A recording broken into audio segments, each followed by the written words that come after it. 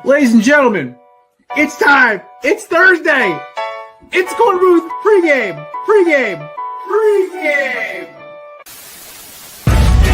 No debate, cause it's over. I'm too official, got the drip, I got the sauce. Bring the proof when it's time to tell the truth. I'll be at the corner booth, find me in the corner booth, yeah. Still standing and defiant. Slay the competition, cause I'm walking like a giant. Bring the proof when it's time to tell the truth. I'll be at the corner booth, find me in the corner booth. Love to see this team add another receiver, whether that's trade or free agency. That's okay. Pittsburgh's the AARP retirement home. There's a bunt record. That person's never going to have to worry about that thing ever getting broken. I hate analytics. I think has ruined the game I grew up loving. I will do unspeakable things for the Giants to win this rule. Oh, pause.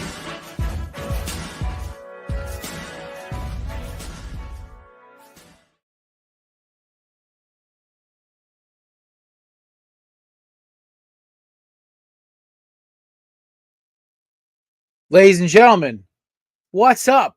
It's Thursday. It's Korner Booth Pregame. I'm not as hammered as I was when I said it the first time, but I'm actually stone cold sober. It's first beer of the night. But we're celebrating today, boys and girls. It's not only Cowboys week.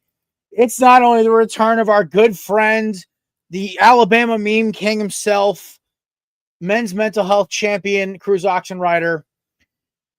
It is also a very special birthday. Yesterday, young Nathan finally became an adult and turned 18 years old.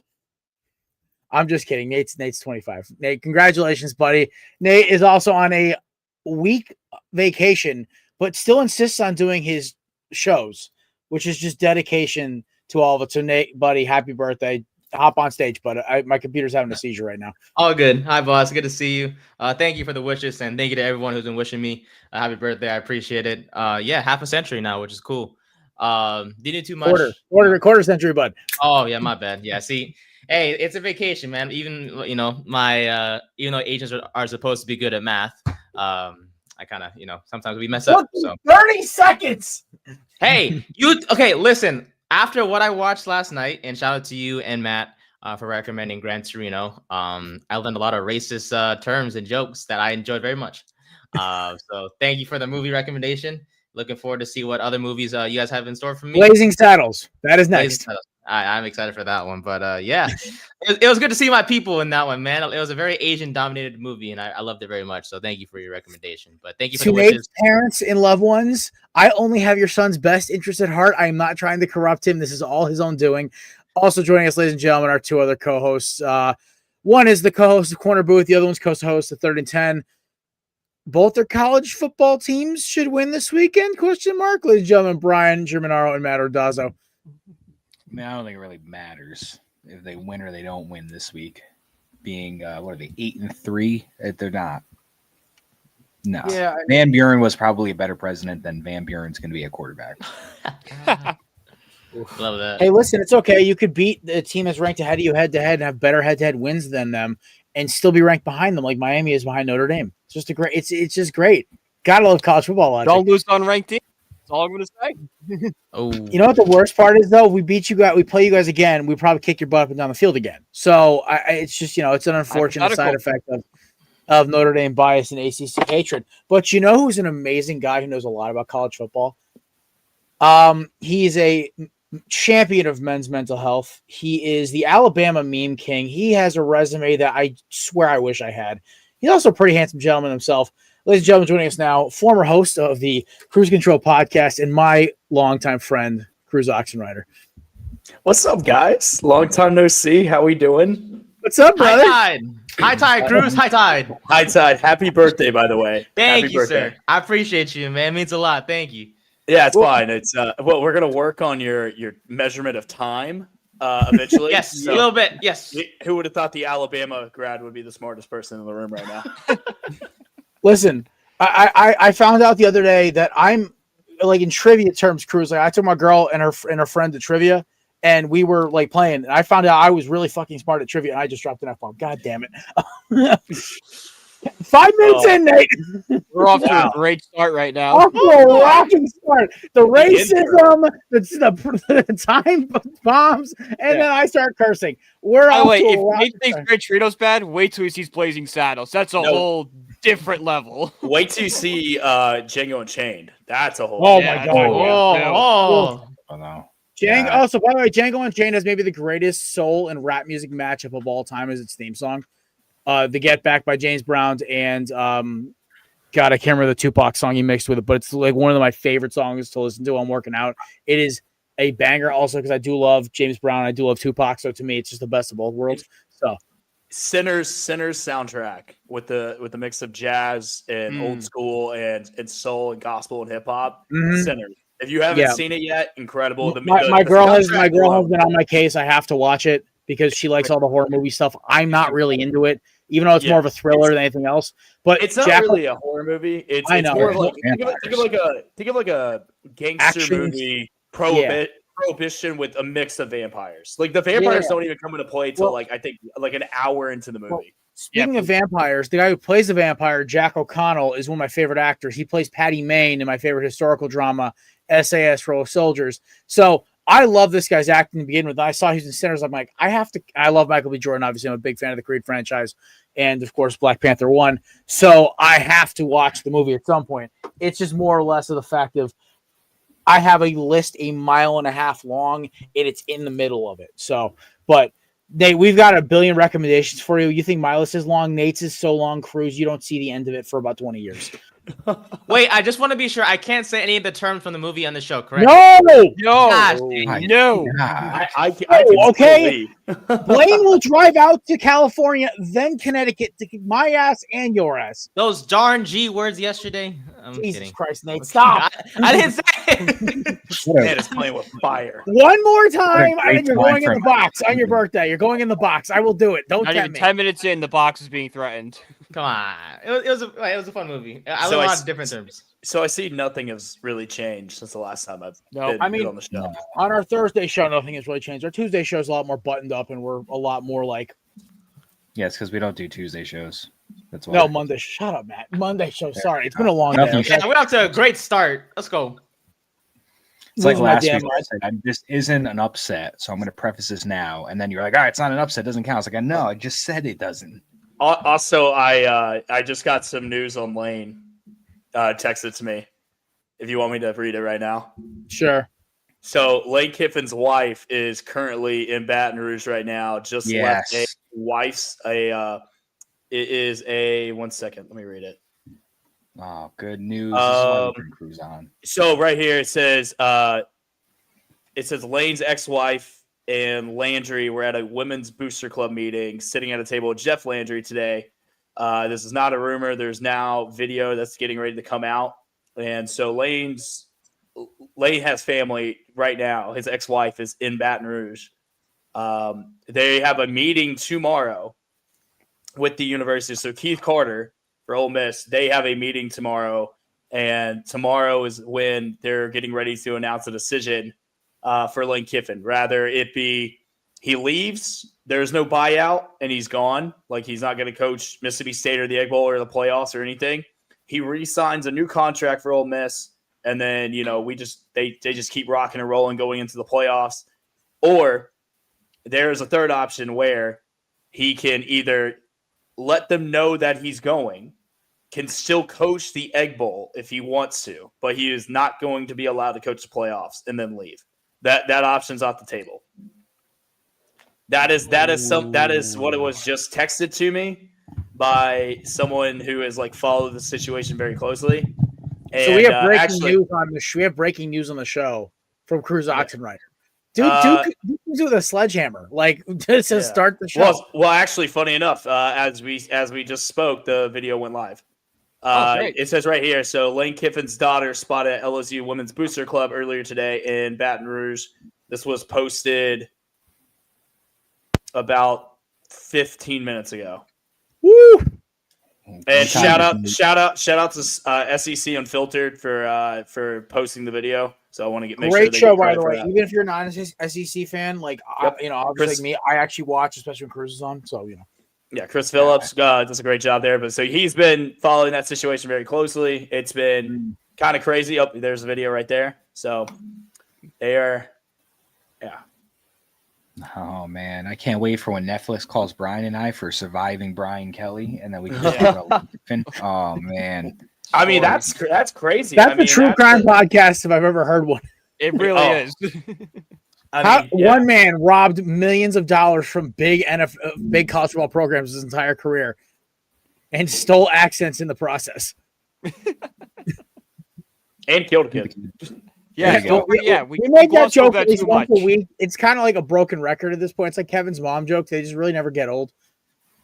Oh, I miss Kevin. Kev's doing good, buddy. I'll fill you in on him later off air, but life is good for Kev right now. All right, well, let's get into some football. Ready to talk? Hell yeah, you guys got me for a while. I got nothing going on tonight. This is like the first Thursday night I can remember in a very long time during football season that I have no obligations. I just got done being on the road for 20 straight days, so I'm back home. I'm in my studio. Mac is laying right next to me. I got a cherry cola Celsius that I'm rocking right now. And then, but yeah, you guys got me. So let's get into this. So I got to ask you, Cruz, and we have to address the elephant in the room. I'm just going to get out of the way, rip the Band-Aid off early so we can enjoy ourselves the rest of the night. How you feeling after Saturday, man? I was hurting for you and Kevin, Bon, and Vinny, and all my boys. Like, how y'all doing? I wasn't shocked by the outcome. I was shocked by the aftermath of everything. Like it's almost like the sky is falling for some people when it's really not. We still control our own destiny. You win Saturday, or you got Eastern Illinois coming up. Jimmy Garoppolo and Tony Romaine walking through that door, so we should be fine. Or Sean Payton, for that matter. Thank you. And then, oh my Lord, yeah, and then of course you have a massive showdown at Auburn, Iron Bowl. Look, Auburn. I don't know what Auburn's going to show up. It's going to be the ones that are coming to ruin Bama's season, which that's the only thing they can play for, or is Bama just going to come out blooded, like red in their eyes and just beat them senseless? The thing is, though, I don't know which one to take because I haven't seen Bama really beat anyone senseless this year, outside of Wisconsin, and all their SEC games have been close. So I knew that Saturday was going to be a close game. I knew LSU. So I was at LSU and I was at Oklahoma. Okay. And so LSU, I didn't know what to expect because Brian Kelly, fresh off, getting fired, we didn't know what they were going to run offensively, but our defense played great. I thought we played a little, slow on offense, but LSU, if you look at that roster, I mean, they got 5 stars everywhere on that defense. Harold Perkins, Weeks, they're going to be studs in the NFL. And then, Nussmeier, absolute disaster. Called it before the season started. He is Danny Etling 2.0. I said LSU would have 4 losses this year. And you did say it on our preview show, by the way. Yeah, I did. I said LSU would have 4 losses. And I said Brian Kelly would be done at the end of the year. I didn't think they'd actually fire him at the halfway through the season. So all 3 coaches I called that would got fired. Brian Kelly, James Franklin, and Hugh Freeze, all fired. Called it right before the beginning of the season. I need someone to go pull that footage. But I will say this. Alabama played a C- game on Saturday and still put up over 400 yards of offense. Defensively, they held John Mateer to, I think, 110 yards. It was just turnovers. It was sloppy play.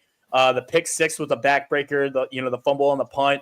The Ty Simpson, like Oklahoma, they have I think a top 5 defense in college football. They are hellacious. They probably have the best defensive line, not named Ohio State. So I knew they were going to give us problems. Now, I think a lot has to do with the kind of vanilla play calling I've seen lately from Ryan Grubb. It's getting way too cute. It's looking in the beginning of the year, like especially against Georgia, Vandy, South Carolina, Missouri, Tennessee. I enjoy like the little wrinkles, the Proctor plays, the naked rollout boots on shotgun, the jet sweeps to Jeremy Bernard. But having to run these plays consistently just to get first downs on a 4th and 1, that's what concerns me. And I'm not gonna lie. My nervousness level going into Iron Bowl is about 8, because Auburn has a chance to just do what they always want to do: ruin Bama's season. If Bama loses next Saturday, that's it. Season's done. They're not going. They're not making the playoffs. They're not going to the SEC championship game. They're not going to a deep bowl game. No, we'll probably go to the Outback Bowl again. Maybe the Cheez-It Bowl. What does that say about Kalen DeBoer, though? That's my follow-up question. If they lose, so that's the tricky part. I don't know. I mean, I don't think they'll move off of him, but I will tell you this: his hot seat will be inferno level hot going into that next year. Because I know, like I said, a lot of these guys that the board's brought in next year, there's no excuses. These are the board's guys next year. A lot of Saban guys are going to be gone after next year. Ty will most likely head to the NFL. Jeremiah Bernard, he'll be gone. Hayden Proctor are going to be gone. Lawson, trying to think who else. Adoree was one of DeBoer's guy. But Bray Hubbard, a lot of these guys are going to be gone. And then that's it. You have no excuse. Like, you brought in these great recruiting classes. You have Keelan Russell, the number 2 quarterback in the country last year, coming in, sitting in the wing. You got these studs receivers that we're waiting to see. I'm loving what I've been seeing from the tight ends this year. It's been great. Cuevas has been a great transfer from Washington. I like Danny Lewis. This Caleb Edward kids that we have as a freshman balled out against Georgia. So the future is in good hands on paper. The question is it in good hands in the present with him? So that's what I'm really worried about. I have to see him finish strong, because these are the games last year. If you look, we didn't finish. We had a glance walk into the playoff situation last year against Oklahoma. What happened? Pissed down their leg. Same thing this year. Could have clinched a spot to Atlanta, locked up a playoff spot. Even if we would have lost to Auburn, we are still in the playoffs. Guess what? Lost it again. I bet on Bama. You guys did 4-0 for me this year. I was hurting for you and the boys. Yeah. No. I knew we would not be able to run the ball, but guess what? Unfortunately, we actually ran the ball decently this game, because we found our new running back one in Daniel Hill, an absolute monster of a running back. The guy is 6'1". He played a hell of a freaking game. He did. And now I don't know why he hasn't been getting carries. I know Jam came back, but I need to see Richard Young get at least like 20 carries. I need that. I need to see it. But like I said, we got basically a bye week coming into Eastern Illinois. We've already started game planning for Auburn. No disrespect to Eastern Illinois, but we know it's at stake. This is their paycheck. This is their paycheck for the year. Yeah. And then so you take care of this game, you win, you go to Atlanta, and now, barring a absolute blowout, like we're talking like Ohio State, Wisconsin, like in 2014, 59-0. Yeah. We're getting in even if we lose as a 3-loss team, but because we make your conference championship game. So a lot of pressure on the board. I'm wishing him the best. I like the guy. I think he can recruit. I love what he does offensively. I think he's I think that he can get us there. I don't know if it's this year, but from what I've been told, the team next year is going to be even better. A lot of the guys who are so I've been told. My question was, the recruiting class looks sensational. So like this year, a lot of the guys. I mean, we have the most 5 stars committed to us.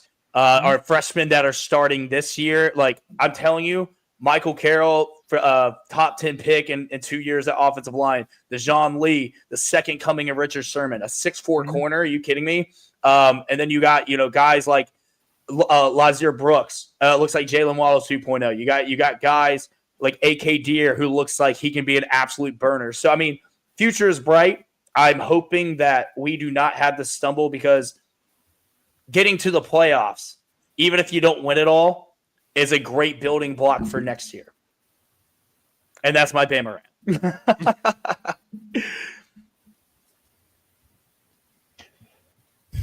I'm good. Listen, that was better than I could have asked for. And honestly, the thing with the Tide is, and I'll summarize it, the SEC this is the weirdest year of college football, because you've basically had Ohio State, the defending champs, just sitting up here, on their little ledge. They've really never been challenged. They've kind of just had an easy run so far. Then you have chaos in the ACC, chaos in the SEC, chaos in the Big 12, and then the Big 10's just kind of been like Ohio State and whatever. Yeah. Well, I think. Look, I will say this: Indiana's the real deal. That front seven, it will give Ohio State hell. They are nasty. I'm telling you, if depending on how this season finishes out, and if it's Ohio State, Indiana, the Big Ten championship, I'm taking Indiana. I am. I'm taking Indiana because I'm telling you. You know what travels. You know what travels? Defense. Defense, pass rush and defense travel. I know. Because I saw Indiana go all the way up to Oregon. We're team root for Cruz. We're known for our front side. I know. Come on. I'm telling you, but I watched Indiana go up to Eugene, Oregon, and bully Dan Lanning in Oregon for 4 quarters. Now, and guess what? They've been battle tested.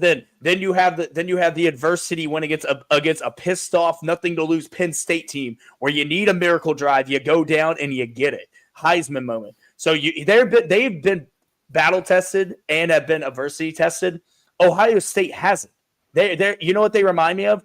They remind me of Oregon of last year, where they kind of coasted through every year. Yeah, they had a tough game every once in a while. And then what happened when they got to the first round of the playoffs? Got the absolute doors blown off them because someone actually punched them in the mouth and they didn't know what to do. That reminds me a lot of last year's Oregon. Or you could say Georgia. Or you could say Boise State. You could say any of those teams that had a bye last year that got absolutely smoked or like slapped around. SMU's another one. SMU never should have been in to begin with. And they got slapped around by a good team too. SMU got in because they had a cupcake schedule, and Fran Brown is a jackass. That's how they won. No, watch this year. Notre Dame's going to get in, and they're going to get slapped around. I'm telling you, this Notre Dame team is not nearly as good as last year. I know. They have benefited off of a very soft back end of the schedule. I like Riley Leonard better than I like this Carr kid. I think he's too young. I do. I think he's good, but I think he's young. Jeremiah Love, best running back in the country. I don't even think it's close. Yeah. I think they don't scare me as much as they did last year because Riley Leonard, I thought, can make the throws when he needed to. But, I mean, the legs is what got them through the playoff run. I mean, he was just an absolute baller.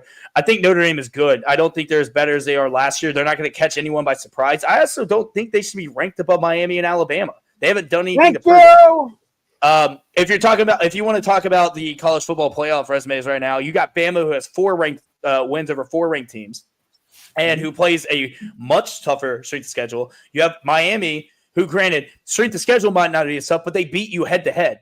And so, and then if you want to talk about, week 1 shouldn't matter. Okay, so erase the Florida State loss for Bama. Or if you want to talk about, don't lose bad non-conference games. Okay, what happened against Northern Illinois last year? You guys rattled off all those wins. So you can give me all these different angles of why they should be ranked higher, but none of them match. You played 2 good teams. You lost them both. Sure, I mean, granted, they were good teams, but you lost. And close games, which is, I think, important too. But wins are better than No, you're 100% right. Wins are better. Their best win is going to be against a USC team that's not even going to make the playoffs, most likely, because they still have to play Oregon this week. And I think Oregon is unfortunately going to give them a rude awakening. And then you also like Pitt's not going to be ranked at the end of the year. So you're only going to have 1 ranked win against a team who is going to be middle of the road of the Big Ten, maybe like the bottom top tier of it. And then you look at, for example, Miami. They played at the time, they played a really good Florida State team who everyone thought at that point was, the real deal. We got gaslit. We got gaslit from week 1. And we fall for the Mike Norvell real estate scheme. Every single year we fall for it. Yeah. And then you play a good Louisville team. Jeff Brom is, that defense is no joke. By the way, we were driving downfield to beat them. It was a Carson Beck mystery that cost us the game. And then you have and then you play Notre Dame. That was a head-to-head matchup.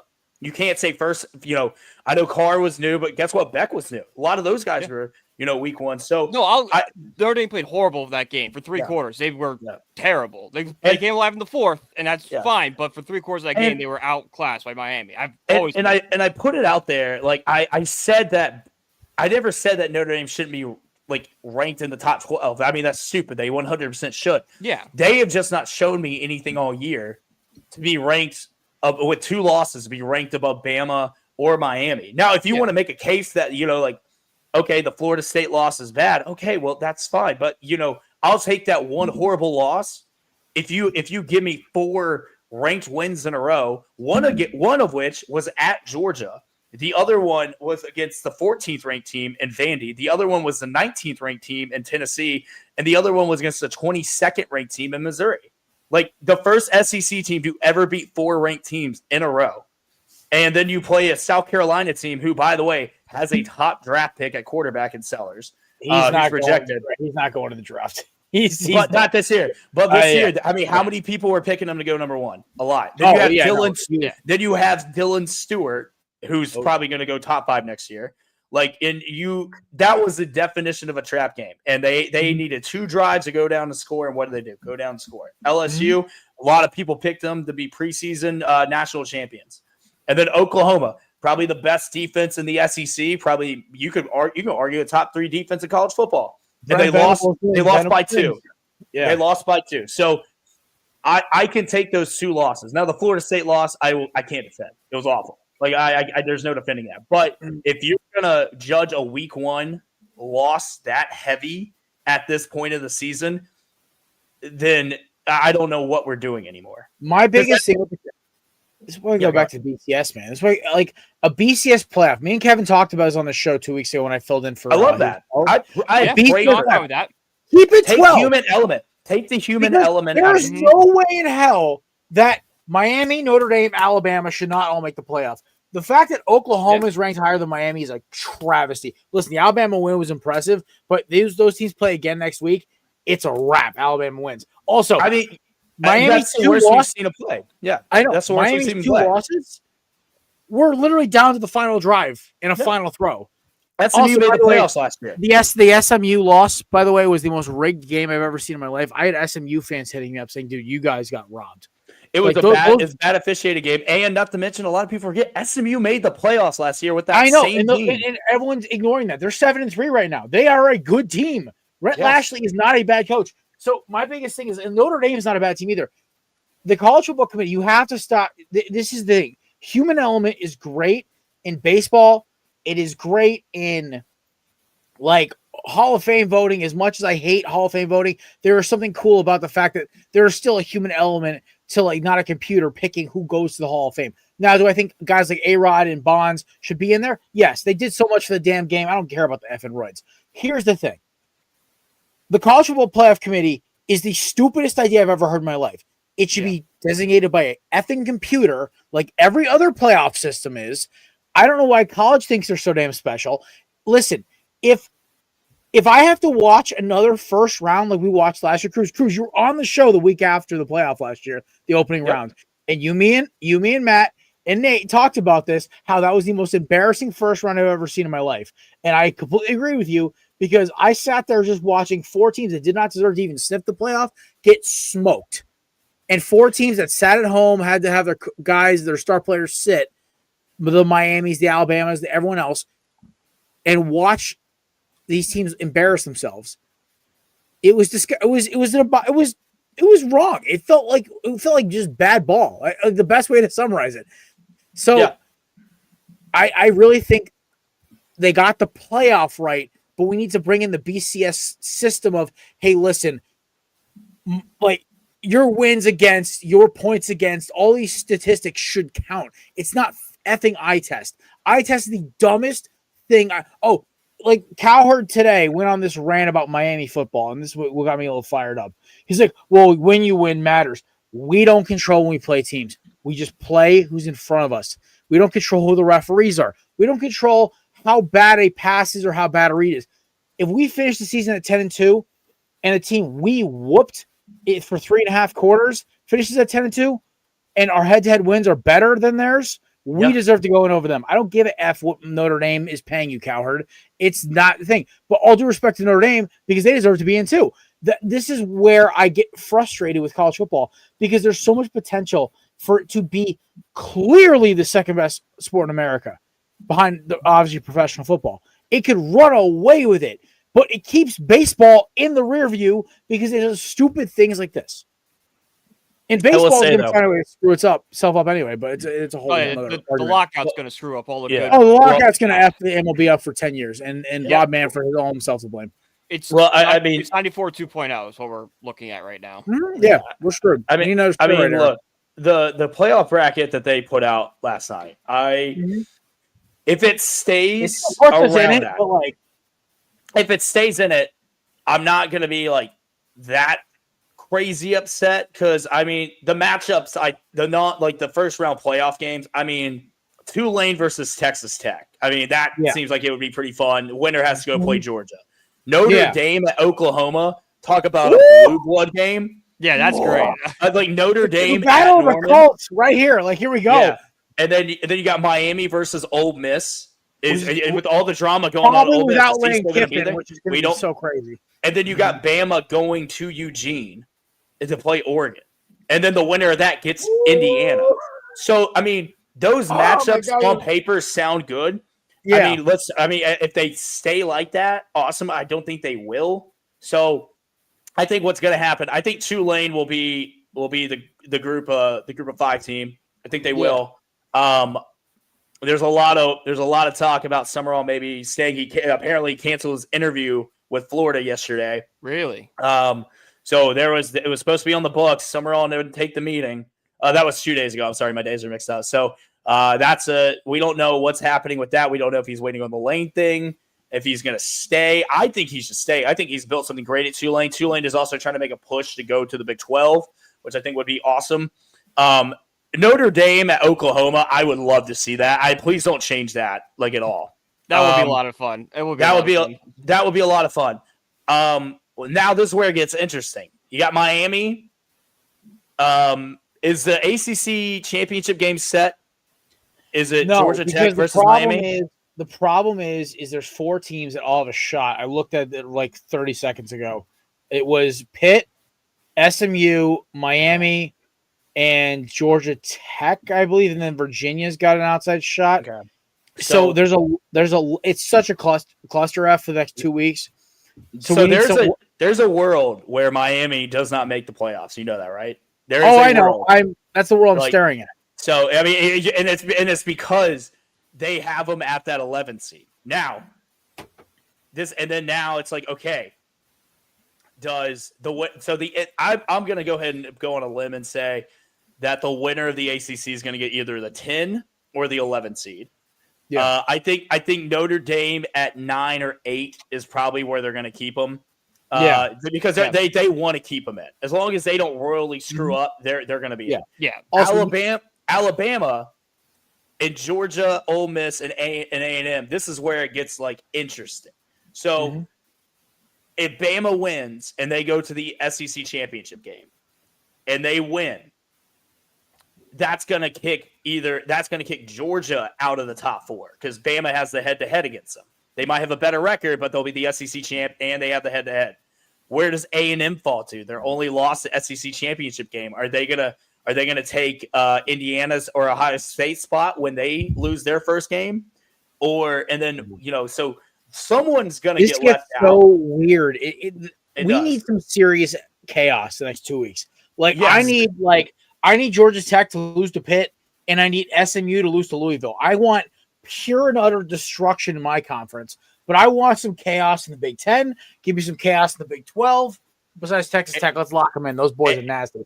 Well, here's the thing. There's Texas Tech, BYU, and Utah are the 3 teams up for grabs right now because right now the first 2 out are BYU and Utah, and there's a conference championship game. What happens if Texas Tech loses? Okay. It's been a couple weeks and my brain's been fried. It's been a long 2 months for me.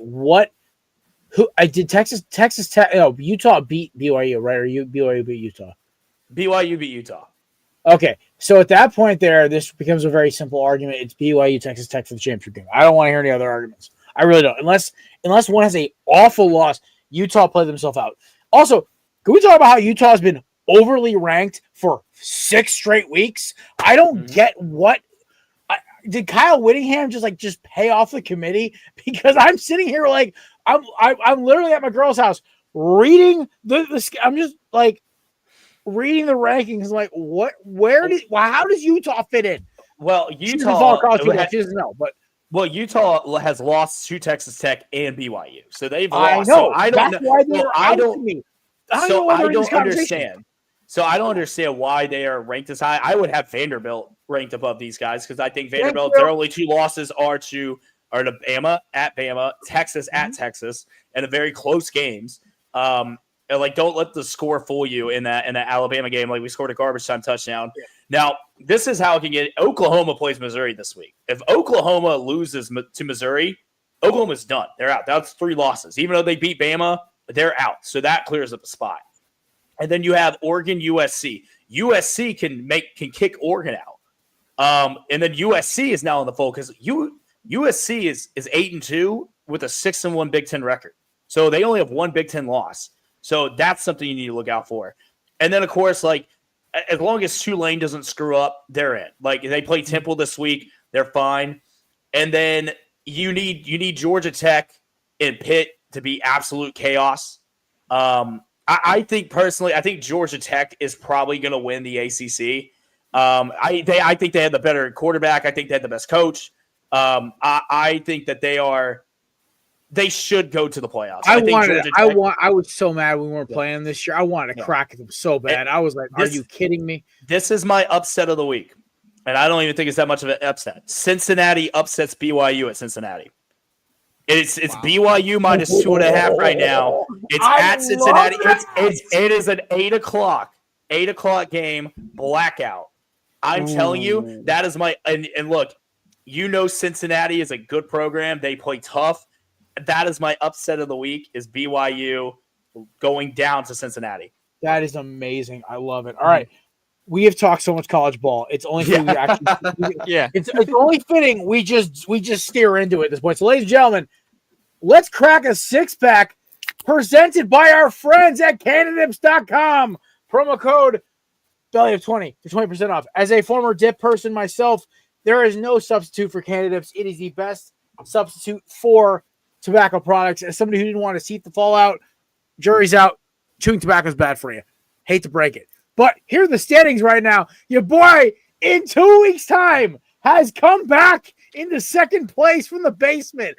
I'm high-stepping my way right to Matt's back porch, and he's getting nervous. So, we're starting off early. We are a college football expert here. He just brought this game up. I'm excited for this game right now. Mizzou and my boy Bo taking on that slimy worm, John Meter in Oklahoma. I am ready for this game. I am excited. Oklahoma and Missouri have both screwed me over in parlays this year. I'm ready for it. I'm ready for some payback and revenge. Do I bet on Missouri one more time? Is that the rule? It's been twice I've tried to miss. I bet against Oklahoma. I bet on Oklahoma. I've tried and missed. So either way, I'm going to lose. So I figure I just go for the scenario I want.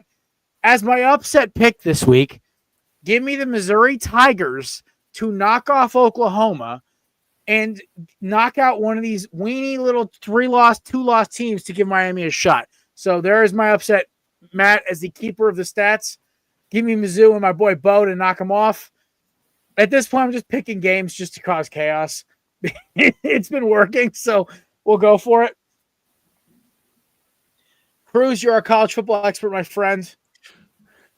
Look, I've seen both these teams play in person this year. What Missouri does very well is what Oklahoma stops very well. I think, and not to mention too, Missouri having a true freshman quarterback going up as a defense is good. It's at Oklahoma. I think Oklahoma wins this game. I think they cover as well. I want chaos to happen. I would actually really need Missouri to go ahead and win this game. I just don't see it happening. I think Oklahoma's defense is too good. Give me Oklahoma to win and cover. Nice. So this is your upset, Maddie. Jared? Yeah, it's my upset. All right. Nate, we're missing a game in the 6-pack advantage, by the way. I'm going to go Oklahoma here. I'm not going to go as bold as you're going. I'm going to take Mateer in Oklahoma to beat Mizzou, even though the Jets hate Brady Cook from Mizzou. Mm-hmm. I don't know why, but I'm going to roll with Oklahoma here. For the love of everything, I'm going Oklahoma too. Put the kid in. I got Oklahoma too. That obviously would be crazy, and the freshman quarterback's gonna struggle. Hi. Got that. Sooners. All right, buddy. Boomer Sooner. Yeah, too Listen, soon. Shout to our boy DJ Stewart, and screw you, Josh Mahler. I'm still bitter. We love you, Jay Smith. It's a long. I'll text you about the story. What happened there afterward. But yeah, no. So yeah, I just want chaos. So give me Missouri.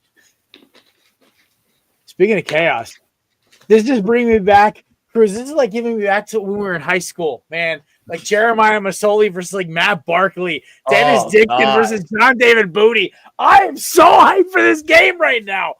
Like, so context. I got a double date on Saturday going axe throwing or whatever, right?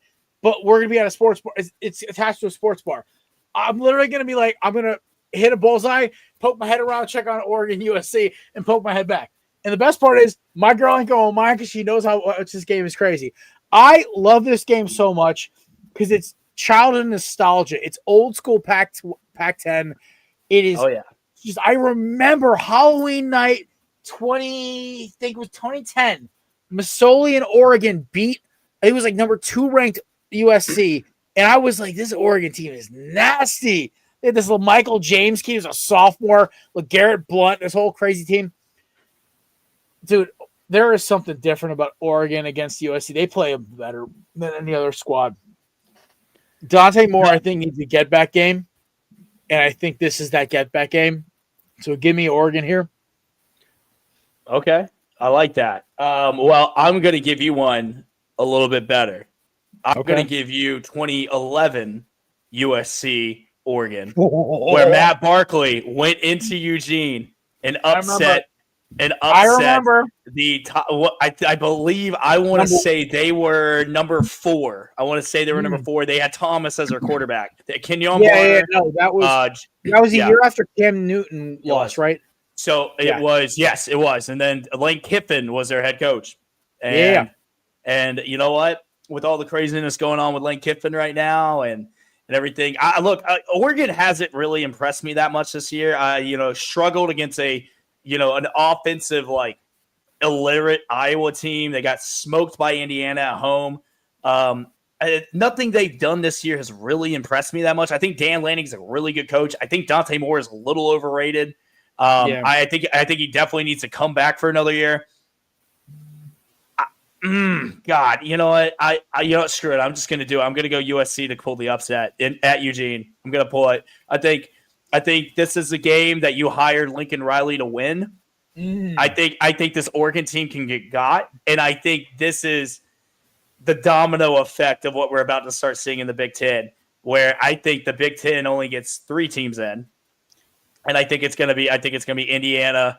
It's going to be Indiana, Ohio State, and the winner of this game. But give me USC to pull the upset. I love it. Matthew. Oh, Cruz had me going, and it just so happens to be that I'm wearing the Trojan shirt. USC. Give me USC to upset Oregon as my upset pick. Oof, I love it. I love. Listen, I love how me and Matt, the 2 leaders of the pack, are taking swings in college because that's usually where the upsets actually pop up. One of these games is going to be an upset. The way that the 6-pack is played out this year, one of these games in the college ranks is going to be an upset. It happens every damn week.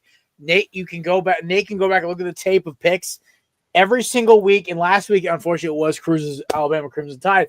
But one of the top teams in our bracket is going to get upset. So, Matt, one of us is going to get some extra points this week. We're going to figure it out. It's probably going to be you because I'm the kiss of death in college football this year for upsets. But, Bry Guy, USC Oregon.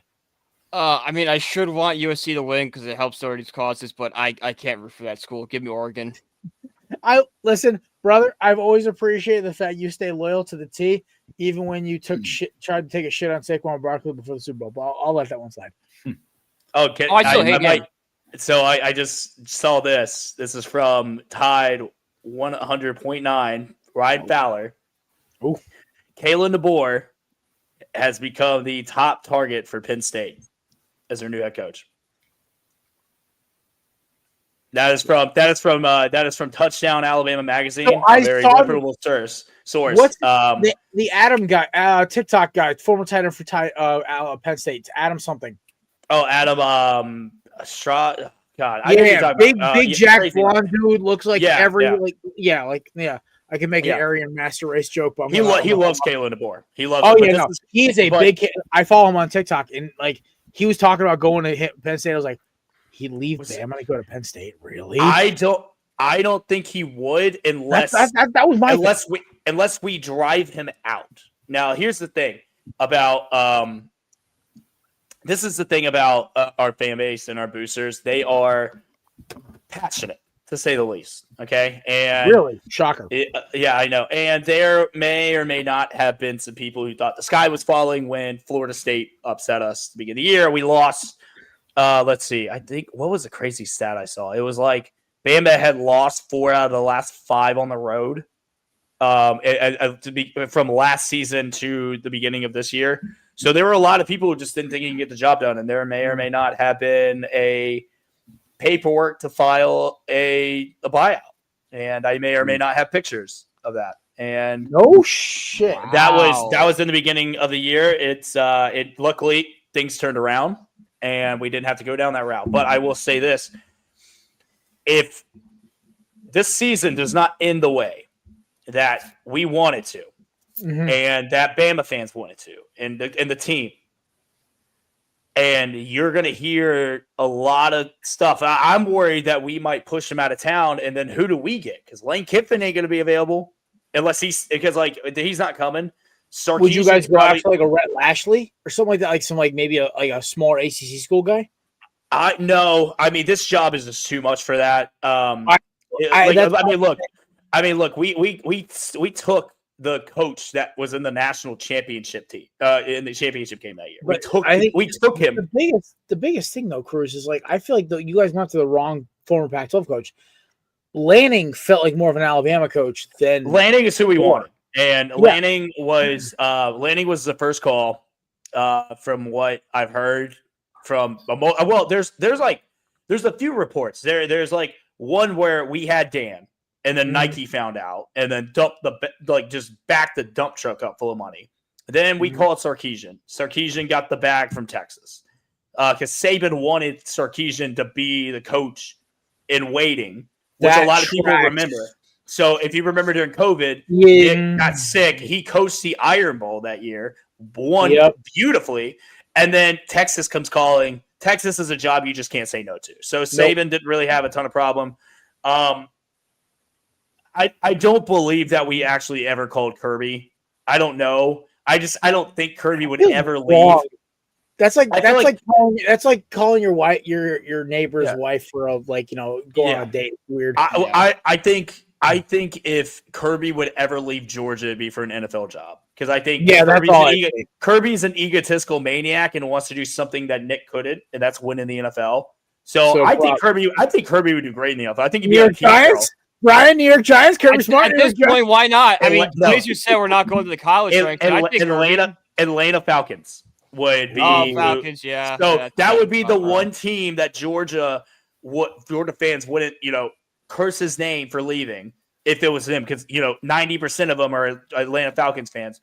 And then who I wanted, who now, if this actually, unfortunately, I don't see it happening, but let's just say that the 5% it does. I want D'Amico Ryans. You give me D'Amico Ryans. You give me a Bama alum, All-American, pre-Saban, by the way. We're talking Shula days. A guy who bleeds crimson. So if you look at the Houston Texans, a lot of Bama dudes, Will Anderson, Christian Harris, Haddon Mechie.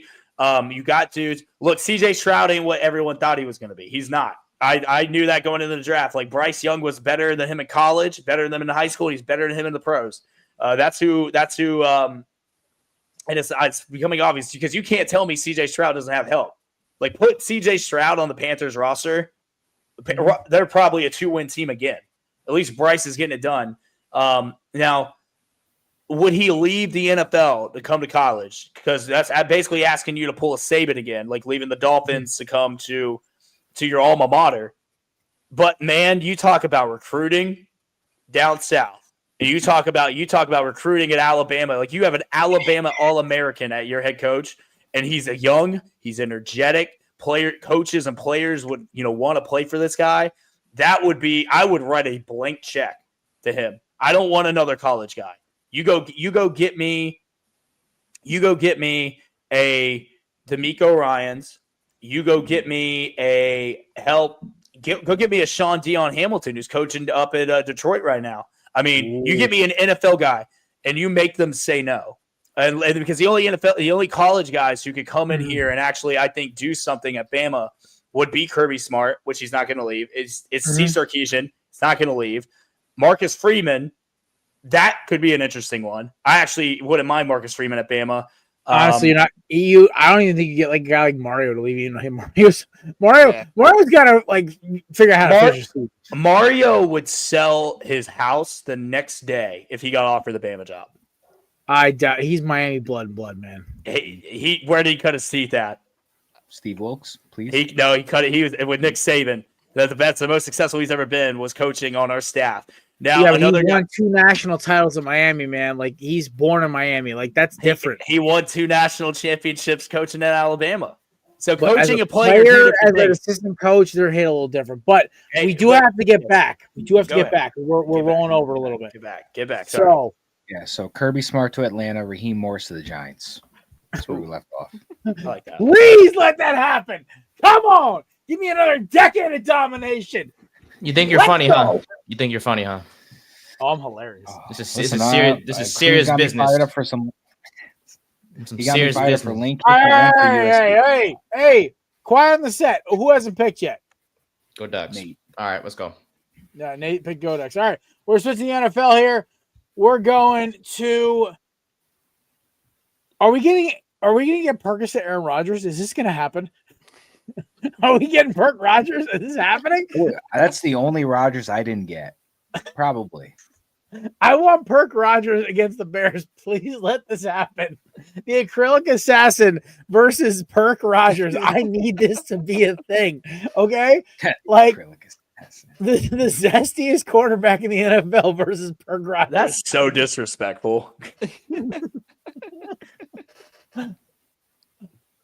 The worst part is like I follow all these different content creators in the NFL. My favorite one is depressed Cowboys fan, and he calls him the acrylic assassin, and that is amazing because he obviously paints nails and stuff, right? But Caleb Williams has earned my respect this year because he's played well. Okay, let's be honest. The Bears are 7-3. They're not a bad football team. They're finding ways to win games. They have not beat a lot of legitimate teams. They beat a lot of middle of the road to like back of the pack teams, but they're not losing games they should win. That's the difference this year, right? So I'm hesitantly going to take the Chicago Bears, but if Perk Rodgers comes out, we're all screwed. We're all done. We're all screwed. Pittsburgh's going to win the next 5 out. They're going to win the NFC North. Probably get a 7th Super Bowl, and Rodgers going to ride to the sunset with a pill bottle in his back pocket. You sound like the one on Percocets right now. I'm laughing this right now because it's the fact is he's the only NFL player ever to admit openly on a podcast that he played games on Percocet, which is crazy. And it's only a joke because he made it a joke. This is no disrespect to Rodgers or the training staff or the Green Bay Packers, but there is a running gag about Rodgers, the fact that he just does not care. And wrist surgery or not, if it's not his throwing arm, he'd go out there and play, especially against a team he technically owns. So I'm going to take the Bears. I'm going to take the Bears hesitantly, but I'm going to take the Bears. But also because the Steelers have burned me 3 weeks in a row, and I'm just sick of this. I've learned my lesson. So Matthew, you're my competition. So what do you got? You saying, Perk Rodgers and zesty Caleb Williams. For some reason, my first thought was like it was Cat and like Kurt Angle, Perk Angle and Cat. Zesty versus Perks. That's all. That was my first thought. Was just those two going head to head. This line is telling me that Rodgers is probably going to play. because if it was Mason Rudolph, it would probably be 6.5 or more. The Steelers' defense is really bad, and also the Bears' defense isn't that great either. However, the offense of the Bears is night and day, so much better than it was last year. Last year we were talking about Caleb Williams could be the next Justin Fields of the Bears. Now we're talking about Ben Johnson could have fixed him a little bit. I trust the Bears' offense more than the Steelers' offense. Both defenses suck. So it's just going with who's got the better offense right now. So I'm going to take the Bears. I think they're the hot team. I think they get this done, whether Rodgers plays or Mason Rudolph plays. Nice. Cruz, how you feeling? I think a lot of people are not giving enough credit to Ben Johnson for the job he's done in Chicago, because he's doing the exact same thing he did for Jared Goff with a better, more athletic quarterback. Now, don't get me wrong, Jared Goff is good, but at this stage of his career, he should be as good as he is. I love what he's doing with Caleb. I think sky's the limit for this team. Rome Odunze is a star in the making. He's going to be the next guy that we talk about the next couple of years. Mm-hmm. I like the Chicago Bears in this game. I look, their defense hasn't been great, but they can get home and they force turnovers, and we don't know what kind of Aaron Rodgers we're going to get. This whole Aaron Rodgers Pittsburgh experience has not been like the greatest and the smoothest. It's just been entertaining. It has been. And it's almost like a ticking time bomb if you really think about it. There's going to be a moment, and we almost saw it where his teammate tried to celebrate with him, and he tried to fight his own teammate.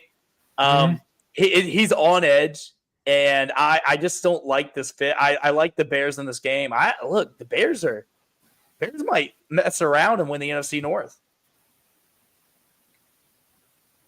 Statistically, he's not having, besides the touchdowns, it's not much of an improvement, I don't think, since last year with Rodgers. I think he's maxed out his potential at 40 plus, and I think he's just trying to get an above 500 record to show the world he still has, and it's just to suffice his own ego. Oh yeah, I mean they're paying for Ben Roethlisberger, but getting Mason Rudolph. Yeah, pretty much. I mean, hand the ball off to Warren. I mean that guy is like that. Or even my boy Kenny G. I mean, yeah. I mean, look. But I think Warren is the centerpiece of this offense. If he can get going against this Bears defense, and Rodgers can mix in that play action where he knows he's still got the dangerous deep ball, could be a long day for the Chicago offense. But I think Ben Johnson is going to feast against this Pittsburgh defense. The AARP squad. Oh yeah. Poor TJ Watt. All right. Nathan, you've been very quiet, brother. How you feeling? Hi, Bears? All right. Bears. Bry guy, who you taking? Yeah, the Bears too. That Steelers secondary is so questionable. Bears. No Bears. I thought the Steelers secondary was going to own this inexperienced Chargers defense 2 weeks ago. Man, I was wrong. Yeah, for sure. I got made fun of for that take, by the way, so I'm gonna let that one slide. All right. Hey, Matt, you got what I'm saying? For sure. For sure. For sure. SEC, bro. Come on. I'm sorry. He was big or Pac-12. Do not even say it. He finished in the Big 12. That was a Carl Anthony Towns joke. My bad. He's Kentucky, man. No, I'm sorry. I've Cruz, full disclosure, I started dating a Celtics fan, so all the Nick memes come across my timeline on a daily basis. So Cat has been a victim of him and Jalen Brunson's flopping ass. But all right, this one's gonna be fun. Bucks Rams, the battle of the improvisers. Not as in improvising run, improvise until somebody's open. The Rams right now are considered the premier team in football. Everyone's got them as their Super Bowl favorite in the NFC. And my favorite part about all this is if Seattle's quarterback kicker wasn't just ass, this whole conversation's different. The Bucs put up a decent fight against the Bills last week, but the problem is they literally are more. Their injury report is longer than the Odyssey, so I don't know how to summarize this other than that. Like, do the Bucs have a chance of beating the Rams? That's my question, boys. Like, how we feeling? Brian, I'll let you go first. You've been very quiet today. I mean, I think they do. The Rams did not impress you last week. 4 turnovers, but just barely stuck by. I think the Bucs could take this one. And Stafford's 2-10 on Sunday Night Football in his career. So I think the Buccaneers have this one. So, Brian, that could count your upset pick if you want. That's my upset. Buccaneers. Hell yeah, brother. All right. Matt, how you feeling? I've gotten like 4 sleeper notifications since we started the show that Baker was questionable, and then he was healthy, back to questionable, back to healthy. I think Godwin's coming back. I think Bucky Irving at this point is trending like he might play. They're getting some guys back.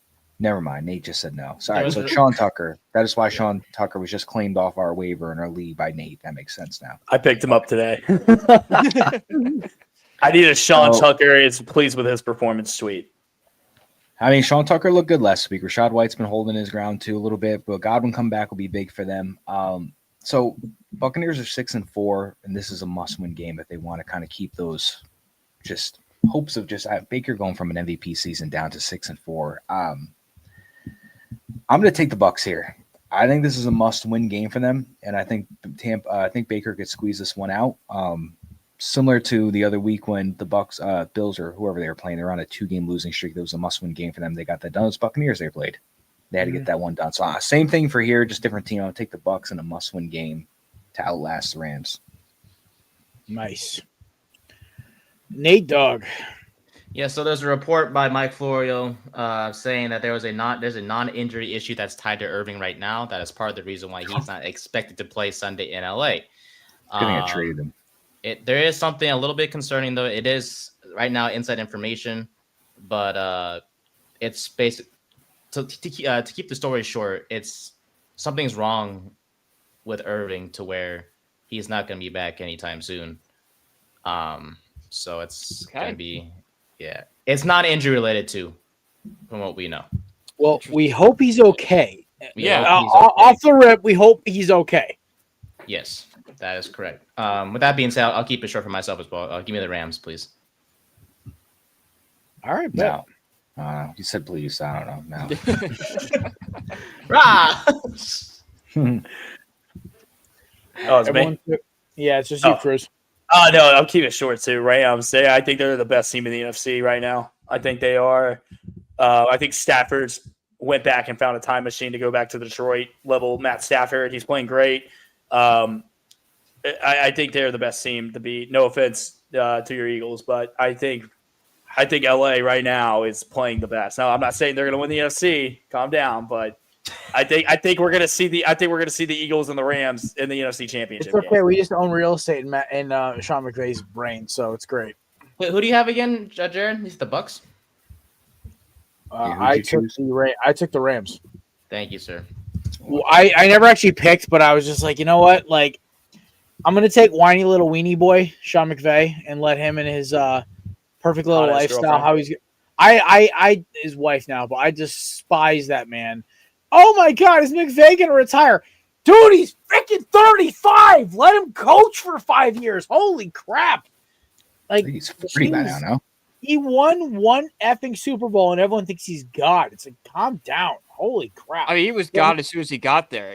His first 6 games, he was the genius. I love the whole McVay coaching tree thing. I love how every single candidate has failed miserably. That's my favorite part about it. It's not, I hope those guys' careers retire. I mean, rebound. But, like, dude, like, I love the sensation that was fueled over Sean McVay's one Super Bowl win that he'll probably never recreate. And it's really funny. Are you being petty?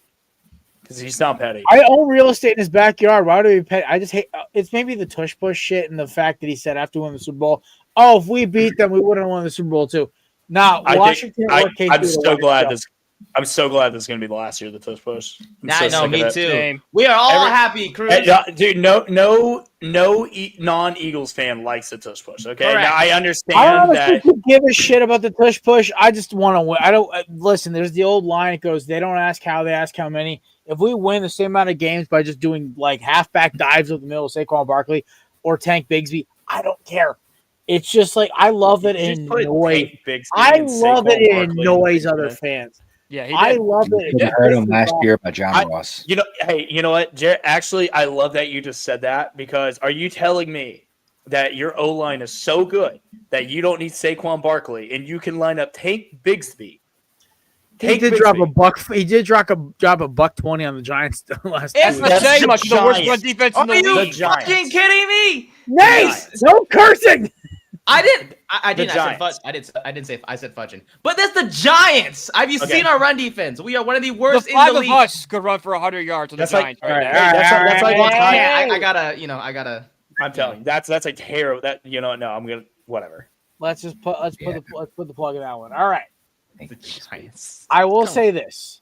Our offensive line has been very shaky this year due to injuries and due to inconsistencies. And dude, I swear to God, one of them's got to be drunk because that's the only way I can explain it. But we're moving on. It's okay. On the next week, I'm going to Belichick the hell out of this and say, listen, we're on to Dallas's cowgirl ass. Oh, wait. Here we go. Oh, shoot. Now, maybe it's because I literally heard What's My Name by DMX, our playoff song, while I was cleaning my room before. Maybe it's because I heard Freeways, What We Do Is Wrong, another Philly anthem. Or maybe it's because I have a seething hatred for those Looney Tunes in the navy and silver. But the thing is, nothing would make me happier than watching Jalen Phillips plant Dak Prescott like a damn tree. Or having Jalen Hurts light up the Cowboys secondary because those slime balls like Diana Rossini starting these crap rumors. Because, I don't know, maybe Jalen just stiffed her for an interview a couple years ago, but the way she goes to the Philadelphia Eagles is almost hilarious. If I'm AJ Brown, I'm suing her for libel. I would, because she's a garbage reporter. She's a garbage human being. Clearly she is. Her Barstool interview made me hate this woman so much I wanted to literally scream. Cruz, if you're missing context, it's a 5-minute part of our show last week where I basically just crapped on Diana Rossini for an hour and a half because she lost all journalism integrity to me when you tweet 120 times about AJ Brown being traded and he doesn't, and your explanation on part of my take is, because the vibes were off. What? I mean, sometimes the vibes are how are off. you a journalist? How do you have an effing degree? Right, you don't disagree with vibes, man. Vibe checks are real. Oh, Sometimes listen, the I love vibes are vibes. off, The vibes man. don't affect people's contracts, people's livelihoods. And AJ Brown, as you and me both are as well, is a champion of men's mental health. So I defend that man. That's my Pookie Bear. I defend him like an absolute animal. And I want Diana Rossini banned from any Philadelphia Eagles game for the rest of her life. And her husband should be ashamed as an Eagles fan for letting her do that, even accepting that shit. I'll have to go back and watch the interview. I haven't seen it. I also wore a suit while I did it. I don't watch any or consume anything Barstool anymore since Yeah, so, obviously. I'll definitely check it out just for you though, just so I can have some content. I'll send you the clip on TikTok where she just made an ass of herself, and it just made me so mad. I was just like, how does this woman have a job? What is AJ Brown to you? What is AJ Brown's my Pookie Bear? He's a Pookie Bear. And the fact is, shout out to my girlfriend Katie because now she has referred to AJ Brown as Pookie Bear, and it's hilarious. That's my boy. I love it. And she asked me the other night, she goes, why is he your Pookie Bear? I'm like, I love how aggressive he plays the receiver position. He's physical. He attacks the ball. He stiff arms. Dude, he plays football. He plays receiver like a running back. And he cries. Listen, it's all good. Cry. Okay. Grown man cried. Grown man also have Super Bowl rings, unlike most of the New York Giants there, Nate. So, is Katie also a Patriots fan? yeah, she is a Patriots fan. Oh God, what a Oh boy! And you guys have the atomic bomb recipe between you two with football. Well, her father made a joke about how we'll see. He looked at me and goes, "We'll see you in the Super Bowl." I was like, Oh, "Yes, dear sir." God. No Nope. more. I mean, Drake Sundays Neighbors make and me Jalen depressed. Hurts. That's a combo, man. By the way, thank you for leaving off the Saints game this week because Buddy. honestly, Sundays make me sad. Buddy, Thank you. listen. Me I too, Bruce, me my too. love for Kellen Moore and my obviously our friendship that's spanned the last 5-6 years. I don't want to put you through that or myself through that, so I'm going to leave that off. I appreciate that. I just Thank you. realized that the 4 of the 5 here all have teams that are 2-8. Hey, high five, everyone! Let's go, Brian. Yeah, Matt. Yeah, Cruz. Yeah. Ah, Jared, screw off. how's Yeah, winning? you combine all. I think Oh yeah, so here it is. All Yep. wins. Screw Dallas, go Birds. Go Birds, dickhead. That's my pick. There we go. Oh, I love that meme. That's my favorite. That one or the kid just giving that Vikings lady hell after the Go Bird. Yes. That was good. It's the best video. Shout out to my father, who used to be a Vikings fan up until this year, who's now an Eagles fan. I've now converted both my parents and my sister to be Eagles fans. This is a Philly house now. There's no. Listen. I love it. It's like a cult in this house. It's God, then the Eagles, then everything else. So my father, who abandoned the Vikings for a lot of reasons, but he goes, yeah, I'm gonna be an Eagles fan. I showed him that clip. He just started laughing. He goes, "This is what I signed up for." I'm like, "Yeah, Dad, you're an Eagles fan. That's what happens."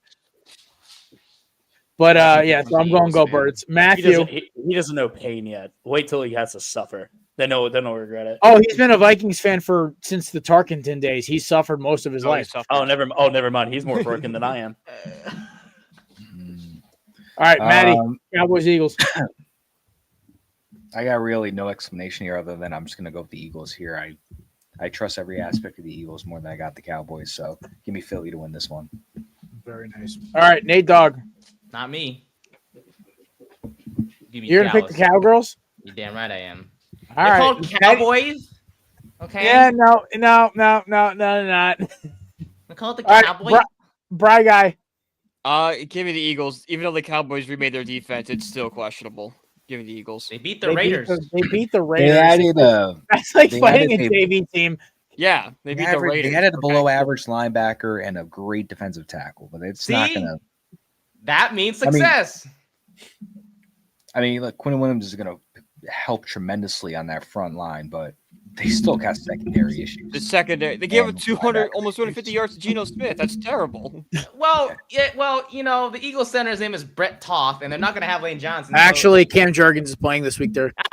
Fine. It's okay. Go Dallas. Yeah. Beat Jurgens back.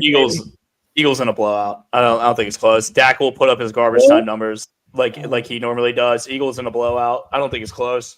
I think this. Because there's a lot of reports coming out of the Cowboys receivers being at the casino till 2 a.m. before the game, breaking curfew. Hell yeah. Don't get me wrong. I love Quinn Williams. I like absolute monster. It will be a really nice centerpiece for the defense for years to come. But there's nothing on Dallas that scares me with how good this Eagles team is. I think Eagles right now. I don't think we've seen them play their best game yet. I think this team is kind of like, hey, we're kind of waiting for like what was going on last year. I mean, they have the best front seven in football. I think there's just going to be too much. I think Dak will still get his garbage time numbers like he normally does. He's great for fantasy. He's great for daily, but he's not great for winning these kind of games. Give me Dallas in a blowout. Or I'm sorry, no, Philly in a blowout. Philly in a blowout. Not Dallas. Philly. So there you go. Rah. There we go. All right. Last one. One more game. Ooh. I can't hold on. I'll be back in a second. I'm gonna say, yeah, he has to. Oh God, this game is. I can't wait. I might even skip watching the Saints game to watch this game. You should skip any Saints game. Well, no, we play the Falcons. We play the Falcons this week, so it's. There it is. Multiple TV is what you need. Get both. Oh, I got you. Hold on, boss. Just listen. We're still in the show. You can do the. Damn it! 8-1 this year betting on the Colts, and I love it. I am all here also because there's a bet I have with DJ Stewart of Hilo Sports where if the Colts make the Super Bowl or make the AFC Championship game, he has to walk around in a Daniel Jones jersey with this fedora on that I used for my Indiana Jones costume this year for Halloween. He has to wear it around the fantasy football convention next year, and I am so ready for that. So give me the Colts to win. Jonathan Taylor's the MVP. I don't want to hear any other slander than that. And watching KC burn is like music to my ears. So there you go. Wow. Look, this game's going to be incredible. You got two storylines going on. You have clearly the team no one saw coming this year, the Colts.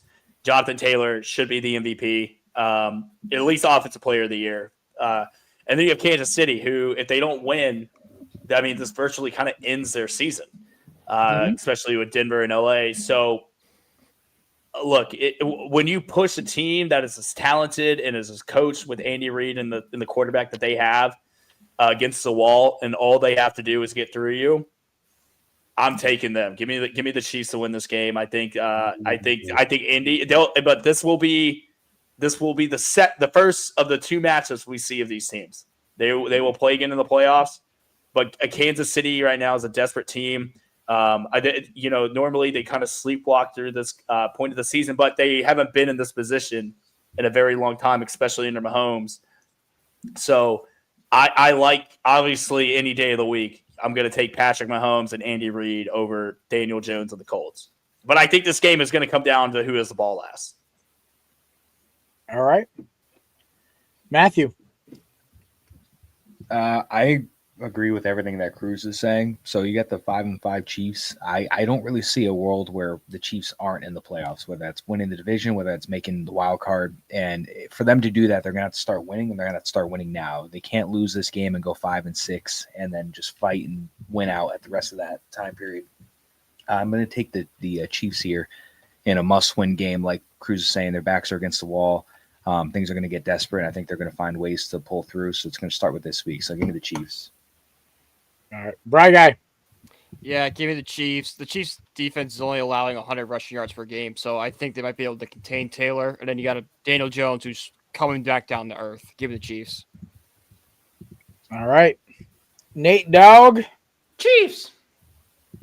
Was that Mickey Mouse like getting squeezed in a vice grip? What the hell was that? Huh? All right, Cruz. I already gave my pick. I said Chiefs. Oh, that's right. You did give your pick. Holy crap! I forgot that was the last pick. All right, So you're right. You what's the word? Lone wolf? Yeah, lone wolf. Yeah, I'm lone wolfing for the Colts. It's okay. I'll tell DJ I'm lone wolfing. All right, we'll get to upsets and gimmies real quick. Then we'll hop into Thursday Night Football. Also, by the way, my picks for NFL got the girlfriend seal of approval. By the way, she's 5-3 this year, picking my games for me, so we're good. Look at that.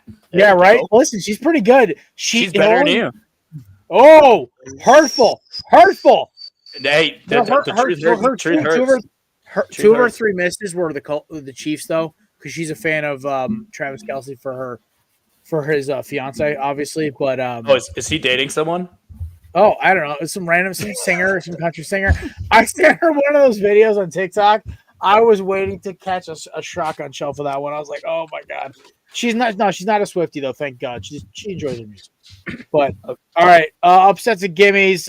Matt and Brian and I all have upsets in the 6-pack. Cruz, of course, you're the guest of honor, so you get an upset and a gimme. I believe your upset already you took was you said I said Cincinnati was going to upset BYU at Cincinnati. BYU right now, 2.5-point favorite. I like Cincinnati in this game. They play good defense. BYU, this is a really tough spot. You know, it seems like every year we look at BYU and they have these games where they look like they got a road to the playoff or, you know, the Big 12 championship and they fall short at the end. I feel the same way about this team. I haven't understood the hype about BYU all year. I think Texas Tech is a better team. So give me Cincinnati, and then my gimme of the week. I think it's the gimme of gimmies, dude. When I tell you, you will probably lose money betting on this game because of how much of a gimme it's going to be. Gimme Georgia minus 44.5 against Charlotte. I was gonna say, maybe take Texas A&M over Samford, which the line doesn't exist. You could also say Alabama. Well, actually, the line for Alabama doesn't exist. But if you want me to give you an actual game, Vanderbilt 8.5 over Kentucky.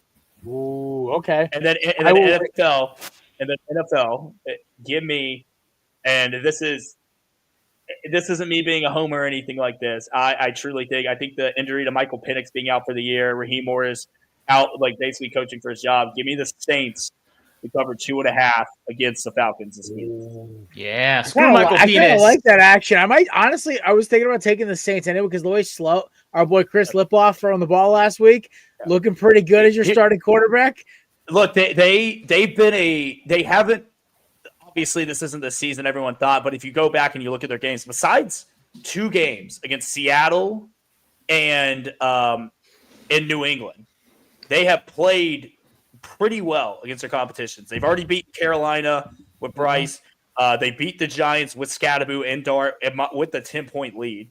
They're a feisty team that's probably going to be drafting in the top 5. I think this team is too good to get the number 1 pick because they're going to win games that they shouldn't. And the Falcons right now, Kirk Cousins is a statue. Raheem Morris, I think he's done at the end of the year. And without Penix, I see this being an upset for the Saints. You mean Michael Penis, right?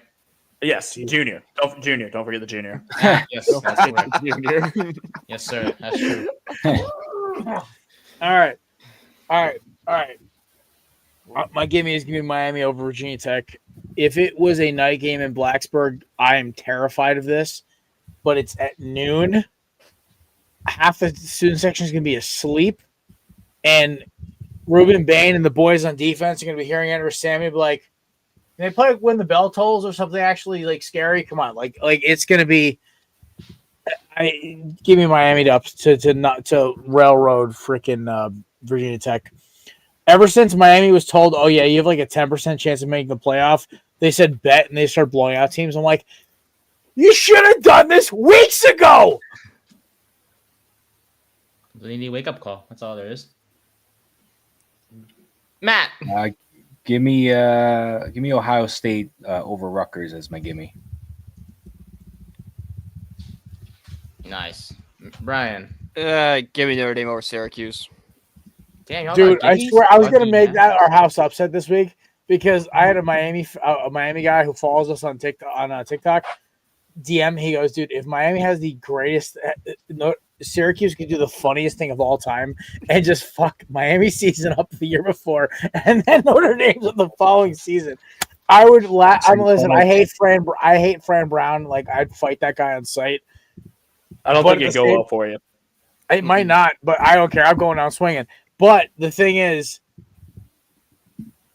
if he did that to Syracuse, he redeems himself completely in my eyes. Oh, Jared definitely didn't say fudge. He said bad word number 11. Yes, sir. You know what's funny? I haven't said a single cuss word this entire. Wow. Cruz, you're a great citizen. I'm getting professional. Boys, the good news is that this is not on the Belly Up channel, so I can't get screamed at. But it's still not a good look. So to our sponsors, Candidates, Righteous Felon, and SeatGeek, I apologize for my late fruity language tonight. Lucky I haven't said anything. I could have said some racist stuff. Yeah. All right. Reminding the sponsors. All right. Also, because it was my birthday yesterday, right? Can I get 2 upsets? Yeah, you don't get 2 upsets, but you get your point back that you lost. Oh, yeah. Not watching the movie we assigned to you. So I'm back at 43. Fantastic. Yes, you're back at 43, buddy. Wait, so y'all got gimme? So I'm the only one with an upset? That's crazy. Yeah, you got to pull an upset, buddy. Give me Eastern Illinois over Alabama. What the shit? Are you saying screw into the fire? No. Bro, I will get canceled if I say what I want to say to you right now. Hey, I'm just kidding. I'm going with my boys up in San Jose. Give me SJSU plus 10.5 over SDSU. Got me getting ready to catch a body. Cruz out here blasting some King Vaughn, ready to go visit Cruz. Visit Nate right now. He's like, I'm about to get this shit right now. Bro, I'm about to go Finito Chief Keef on it. If that actually happens, we're talking. Wait, no, Cruz, we're dating ourselves with the Chief Keef right now. King Vaughn's the new Chief Keef, even though King Vaughn, RIP, obviously he's not around anymore. But yeah, oh my god, it's so funny. Oh my lord, Nate. I think he's got me fired up right now. Yeah, I saw Cruz's blood pressure jump about 15. Gave a little scare. All right, we got about 4 minutes left. Let's talk about this shit show. Yay! All right, what, Nate? You asked that double quick. I gotta communicate with you. Okay, let's approach this the logical way. Does anybody have the Texans winning tonight? No. Long neck Davis Mills? No. Oh, hey, what that neck do though? Yeah, you never know. Yo, Nate, stop! I didn't say nothing. It's the implication, Nate. Nate, your parents are going to literally blame me for everything, and I'm not looking forward to that conversation. I want to see Davis Mills' parents. Where did he get that neck from? That's what I'm saying, bro. Oh, his uncle's Mike Glennon. Hey, where's Glenn on, man? Davis Mills' parents. What do they look like? He's related to Mike Glennon. He has to be. All right. Let's rephrase the question. Do you see a scenario where the Texans win tonight? Josh Allen being turnover prone, Will Anderson and Christian Harris, causing him mayhem, and then obviously like Derek Stingley playing his game. I don't see Davis Mills offensively being able to keep up with Josh Allen. Is this game in Houston or is it in Buffalo? It's in Houston. It is in Houston. Yeah, Josh Allen in a dome on turf. Yeah, that's a no-brainer. So give me Buffalo. I'm gonna go Buffalo by 2 scores. I'm gonna say Buffalo by 10. Sounds good. Yeah. And then obviously, a future Alabama head coach, D'Amico Ryans. There you go. And they will get Kellen DeBoer.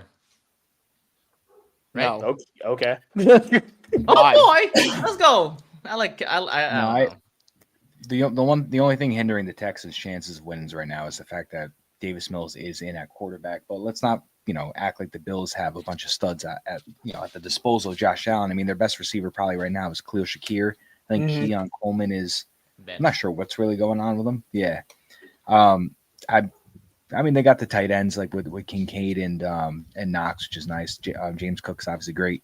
But that defense on the Texans is amazing. I mean, there's really not many flaws on that defense, and they're strong at every point. And like Cruz said, if you can just disrupt Josh Allen, cause some turnovers, kind of just defensively, I think the Texans is a chance to win this game. Do I think it's going to happen? No. But the key to success for the Texans is to disrupt Josh Allen and just let that defense do its thing and take that victory for him. But realistically, I think the Texans win. And I think not the Texans. I'm sorry. I think the Bills win, and it's 5.5. I think they can cover that easily. That's 5-5. That's the record. Got me. I thought that was a spread. I was like, I think the spread is still like 5.5. As of like 2 minutes ago, it is 5.5. So Brian's on point. Yeah, Bills could definitely win this by a touchdown. All right, we're gonna do our favorite game right now. We're going to predict first touchdown. I will start first. I'm feeling frisky tonight. Rawr. Relax, Nathan. Give me Dalton Schultz first touchdown. Houston. I think Buffalo's going to win. I think Houston's going to try to get aggressive first drive. And everyone knows, listen, the team at home with the scripted play, the scripted first drive will score. So give me Dalton Schultz to score first touchdown. If you want me to get really frisky, obviously, I would love James Cook. He's on my fantasy team, but give me Bills defense and special teams to score the first touchdown. We're getting really, really wild out here. Damn, that's a good one. My realistic first touchdown, I'll say ball at the 1 yard line, little QB sneak. Josh Allen finds his way over the goal line to score the first touchdown of the game. You want me to get a little spicy on you? I would say Derek Stingley picks off Josh Allen, takes it to the house. Wow. Exact on the money. Give me Dalvin Cook. Oh, I'm sorry. Yeah, James Cook. James Cook. Sorry, not Dalvin Cook. Wow, that was a deep pull. Give me James Cook. First touchdown, and I'm gonna say he catches it. I'm gonna get a little spicy with it. I'm gonna say he catches that out of the backfield, takes it in. I'll go with Shakir first touchdown. Tyrell Shavers. Ooh. Who? Number 14. University of Alabama alum, by the way. There you go. Nice pull. Go. Hell yeah. He was unfortunately he didn't work out for us, but he was great. He was great afterwards. Yeah. All right. Number 14 in Buffalo. Who needs Stephon Diggs? Jeez. All right. Well, ladies and gentlemen, that basically wraps up the Korner Booth Podcast pregame tonight. Cruz, the hour is yours, my friend. Tell us where we should follow. You want to shamelessly plug something? Let us know what's going on. No shameless plugs. You can just find me online at the Real Cruz Ox on all social platforms. I'm trying to get a little more universal, but obviously, shout out to Yale, Alabama. Donate to the NIL, and then obviously follow Back Then Sports, your new daily sports nostalgia page for every sport. So we're getting towards the end of the college football season, NFL bowl season's next. And then, playoffs. So it's going to be a lot of really good stuff popping up. So make sure you follow it. We are growing at a very rapid pace. So very excited about it. Hell yeah, man. I guess that was a shameless plug. That's not a shameless plug. No, McCarthy is the king of shameless plugs. Have you had a chance to check out Back Then yet? Back Then I have. I got pops on my For You page every single day, and I love that. It's been great. Except when it's a Miami or Eagles loss, then it hurts my feelings. But it's a whole different. But here's the thing. So I'm being as fair as possible. I'm even posting stuff that Bama's losing, the Saints. Like I'm trying to be as genuinely universal as possible with this. So yesterday I posted the Georgia Southern Bama game, if you remember correctly, and then I posted some good ones. The Malice in the Palace was yesterday. That one is doing well. So I'm trying to keep it as universal as possible. So I'm sorry if your team is getting picked on, but I promise you your team will have I think it was also algorithm plus you resharing it that just got it on, but it's okay, buddy. Listen, I'm happy. I love your content, but I've always supported it as one of my closer friends in the media. I always make sure I always try to give you show you some love when I can. And buddy, we always love having you on the show, man. It's always stop you. So what you're saying is if Eastern Illinois beats Bama, you're gonna post highlights, right? I will. Nope, not gonna say it. Cruz. At that point, I won't protect Nate. I'll let you go full. Man, if this show wasn't live right now, I'd have Jared beep it out because if I say it, I will get canceled so fast, and I don't want to do that. So, Nate's actually one who beeps it out for us. I gave up producer duties to him like 2 years ago. No, that's fine. Because I guarantee you, if I say it, he'll miss the word I'm gonna have leaked out by like a millisecond, and it'll just sound even worse. So I'm just gonna refrain. Right. You can find Brian and Nate 3rd and 10 every Tuesday and Thursday at noon Eastern time. They dropped a show today. And of course, you can find me, Matt and Nate, every Monday at Korner Booth Pod, 6:30 live with the YouTube show the following Tuesday at 3 p.m. We hope you guys have a great weekend. Enjoy yourselves. Thanksgiving's around the corner. By the way, only one show next week. It's either going to be Tuesday or it's probably going to be Tuesday, let's be honest. We're doing one show. Cruz has been on that show about 4 or 5 times. He knows the hilarity that Tuesday show is because it's out of control. Oh, by the way, boys, I'm probably have off that Wednesday, so it's going to get even more out of control. But we have some new guests coming on. Our friend Erica Davis from Fox Sports 1. She has already confirmed she's coming back on the show. We're working on a date of unofficially the 15th, so she'll be back on to talk some Georgia football, college football in general, plus some betting, maybe a little NASCAR betting, all this other great stuff. A lot of good stuff coming for December as we get into the pro football and college football playoffs and the hunt for it. Have a great weekend. We'll see you for our Thanksgiving special on Tuesday. Enjoy yourselves, folks. Peace.